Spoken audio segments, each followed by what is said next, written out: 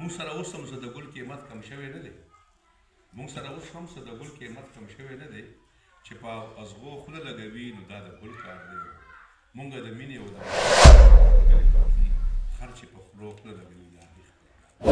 زموږ مقصد دغه دی چې موږ د مینې د دا راوړو کوي.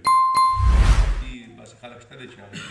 ټول روان دي د هغې علاج موږ سره نشته دی. راویل صاحب تاسو دعوت کوم. بسم الله الرحمن الرحیم.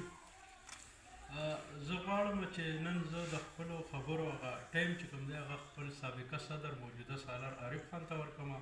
یو جوړ نظر په تاریخ باندې لري او بل یاداشت دا وي موږ خو خپل ځان دا شی به ما سره څوک داسې میلاو شي موږ نوم یې زده کړو چې هغه حالات شي بیا یې شو. خو زموږ سالار صاحب چې تاسو اوس واورئ نو هغه ته به 300 کاله مخکې چې کوم نومونه یې د هغې شجره به ورته معلوموي. یو کتاب یې شروع کړی دی، مختلفو ځایونو نه کتابونه چې دی نه راجمع کړي یا بله ورځ چې کوم دی په سوشل میډیا شیر کړي د 100 نه سیوا کتابونه ورته پراته وو. د هغې په حوالو سره یو جامع په درزاق قوم باندې چې دی نه یو کتاب لیکي او ډېر ژر به چې د هغې به چې دی نه اشاعت هم وشي او مارکېټ ته به راشي. جي انشاءالله ما خپل ځاني راویل وکالت سره تعلق ساتم. دې قومي جرګې سره مې 14 کاله وشو او چې کوم هم د خپل قوم دپاره څه هم کېږي نه زموږ دپاره د خوشحالۍ خبره وي چې دا دې څه مشورې یا چې کوم دی څه منډه تړلې یا څه هم قانوني چاره جوړي نو هغه زه کوم، آینده به هم کوم او انشاءالله چې تر کومې پورې زموږ وس وي چې کوم د درزاق قومي چې کوم د پاکستان په سطح باندې تنظیم جوړ دی نو د هغې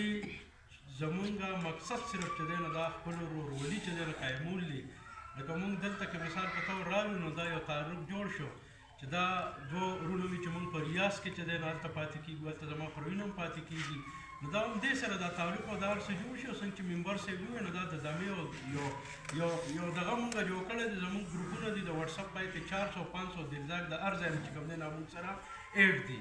نو که ستا په آزاد کشمیر کې مسئلې نو هملته زموږ وروڼه شته دی، که ستا په دیر او چترال کې بمبوریټ کې مسئلې هم زموږ وروڼه شته دی، که په کراچۍ کې نو هم شته دی او په وزیرستان کې نو هم شته دی. نو دا یو داسې وي چې لکه هغه دغه خبره چې